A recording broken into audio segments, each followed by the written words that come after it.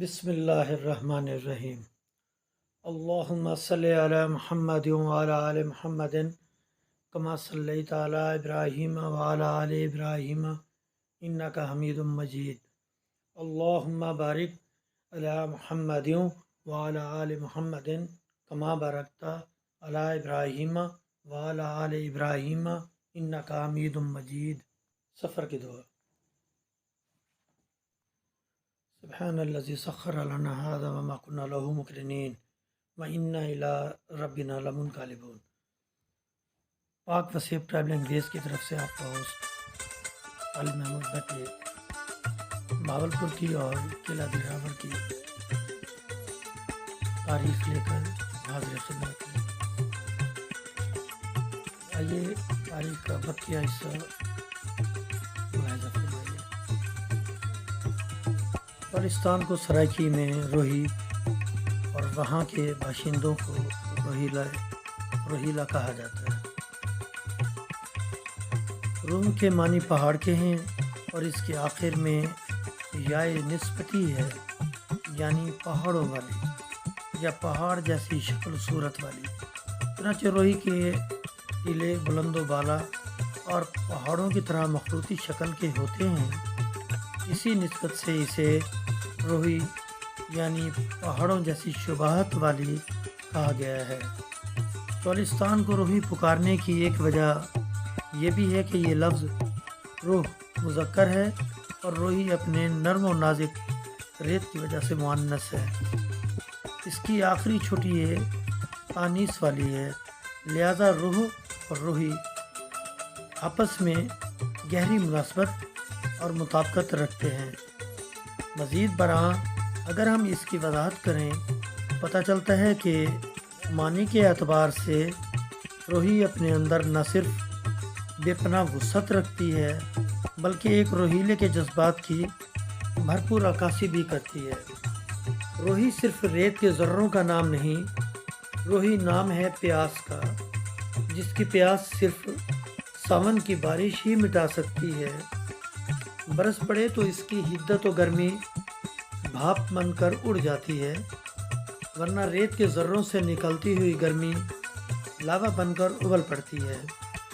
इसकी धरती जितनी नरम है अंदर से उतनी ही सख्त।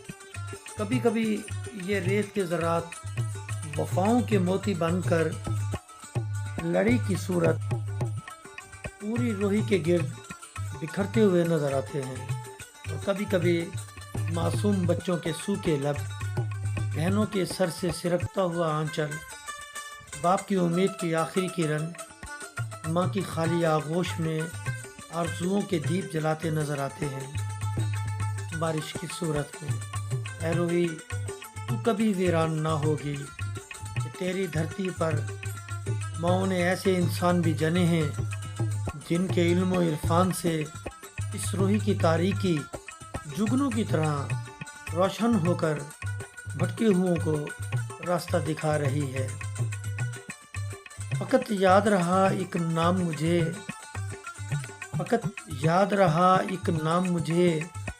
दीन का दिया पैगाम मुझे।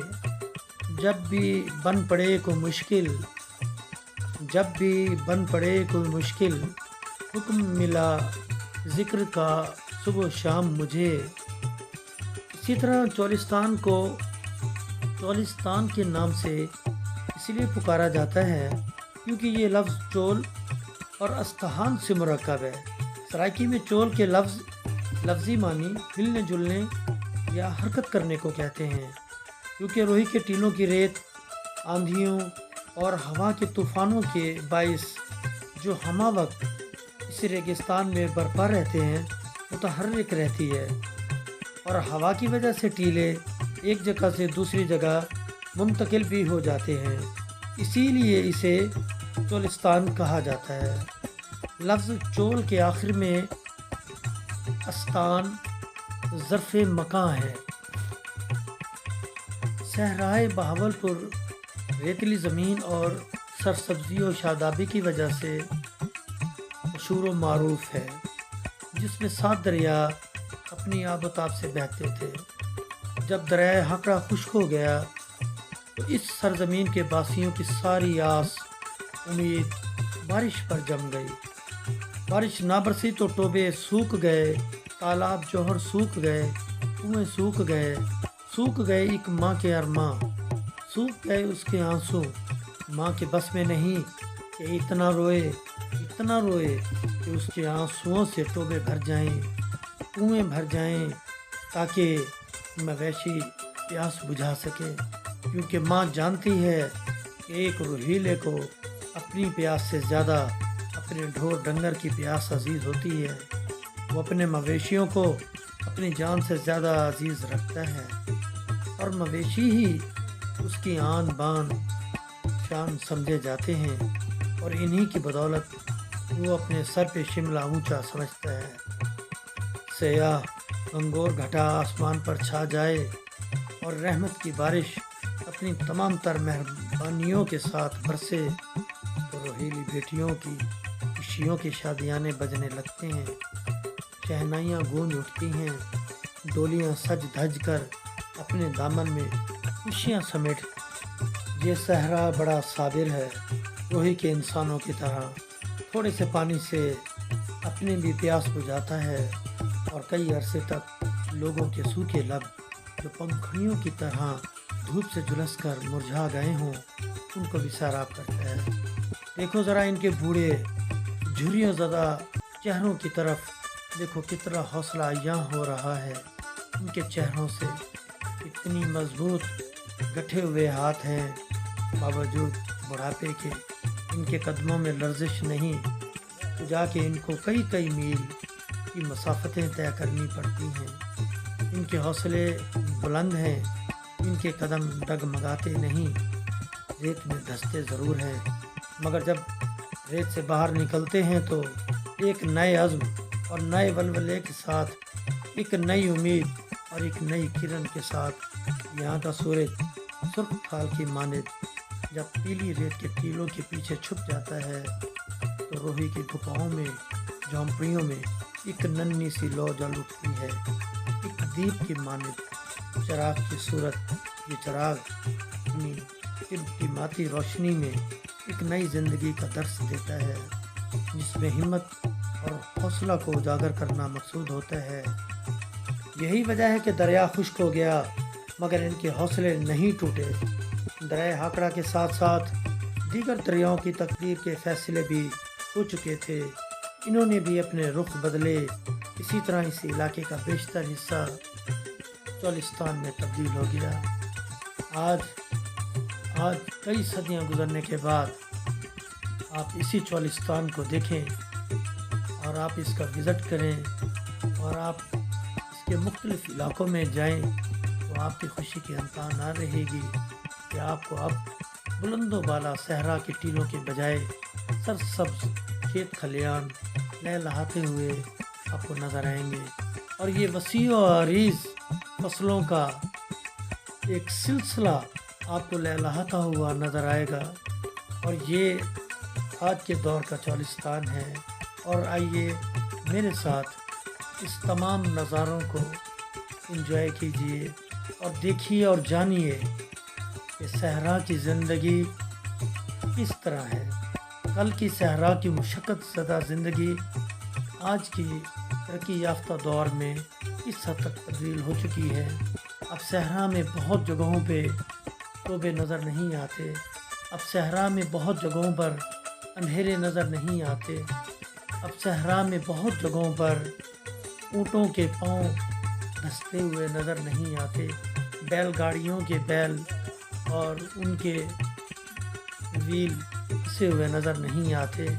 آپ کو اب اس صحرا میں، اس چولستان میں، اس روہی میں بہت سی جگہوں پر سڑکوں کا جال بچھا ہوا نظر آئے گا، اور ہر طرف بجلی کا جال بچھا ہوا نظر آئے گا، اور آپ کو اپنے چاروں اطراف نہایت خوبصورت سبزہ ہی سبزہ، لہلہاتی فصلیں، لہلہاتی بہاریں، لہلہاتی خوشیاں نظر آئیں گی۔ یہ وہی چولستان ہے جو ریاست ہے لاہور जैसलमेर, बीकानेर और सूबा सिंध के मशरक़ी अज़लां के वस्त में वाक़ है, बल्कि इन तमाम इलाकों पर पूरी तरह हावी है। इसका रकबा तकरीबन 17,000 मुरबा मील तक फैला हुआ है। इसकी तारीख़ अज़हद कदीम है, इस कदर कदीम कि इसके नुक़्ते आगाज़ का सही तयन ताहाल कोई मौरख़ नहीं कर सका। बाज़ मुहक़्क़ीन का कहना है कि अहद अतीक में ये इलाका समंदर था और मगरबी जानिब से बहिरा अरब से मिलता था, जबकि अक्सर मौरख़ीन की राय में ये ख़िता सहराए कदीम ज़माने में हर लिहाज से सरसब्ज़ व शादाब था। इसके चप्पे चप्पे पर सैकड़ों शहर और हरे भरे गांव आबाद थे। इसके तूल व अर्ज़ में जा बजा बिखरे हुए ठिकरियों के ढेर, जिन्हें सराइकी में जोड़ जड़ावे और ढेर कहा जाता है।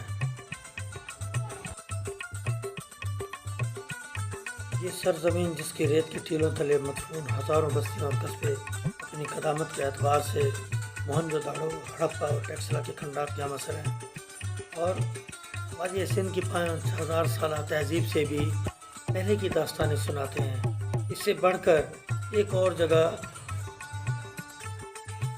बाज़ मुहक़्क़ीन ने लिखा है कि इस ज़माने में चोलिस्तान की हज़ारों कदीम बस्तियाँ और कस्बे भी एक दरिया के किनारे पर आबाद थे, और उस दरिया का नाम भाखड़ा, जिसे घारा या गागरा भी कहा जाता था। 18वीं सदी ईस्वी से भी बेशतर ये दरिया आज खुद गुम हो गया था, जिसके सबब तमाम आबादियाँ वीरान हो गईं। आज जहाँ वो आसार देखने में आते हैं, बिलखसूस किला दिरावड़ के आसपास, जो हज़ारों साल कबल के राज आए सरबस्ता अपने सीने में छुपाए हुए हैं। लेकिन हकीकत यह है कि चोलिस्तान की इस सरजमीन में ऐसे कदीम में एक नहीं बल्कि 2 दरिया बहते थे, जिनकी निशानदेही बरसगीर पाक व हिंद की कदीम की तारीख़ी कुतुब से होती हैं। चुनांचे वेद में मरकूम है कि वेदक आर्यों के पंज जना यानी 5 कबाइल जब यहाँ आए थे, वादी सिंध में 7 दरिया बहते थे। वहीं सबब इस इलाके को सप्त सिंधु यानी 7 दरियाओं की सरजमीन के नाम से पुकारा जाता था। इन 7 दरियाओं से 5 पंजाब में बहते थे और दूसरे 2 दरिया सरजमीन चोलिस्तान में रवां थे।